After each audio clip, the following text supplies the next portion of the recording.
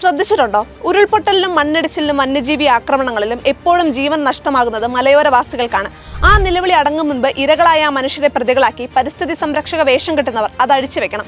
അതല്ലെങ്കിൽ ഒരിക്കൽ കാടായിരുന്ന ഇപ്പോഴത്തെ നഗരത്തിലെ നിങ്ങളുടെ വീടുകളെല്ലാം ഇടിച്ചു നിരത്തി വനവൽക്കരണം നടത്തിക്കൊള്ളണം. ആഗോളതാപനത്തിന്റെ പുകക്കുടലായ AC നിങ്ങളുടെ വീടുകളിലോ സ്ഥാപനങ്ങളിലോ കാറുകളിലോ കണ്ടുപോകരുത്. കരിങ്കല്ലും മെറ്റലും സിമന്റും മണലും തടിയുമൊന്നും ഉപയോഗിച്ച് ഇനിയൊരു വീടും കെട്ടിടങ്ങളും നിർമ്മിക്കരുത്.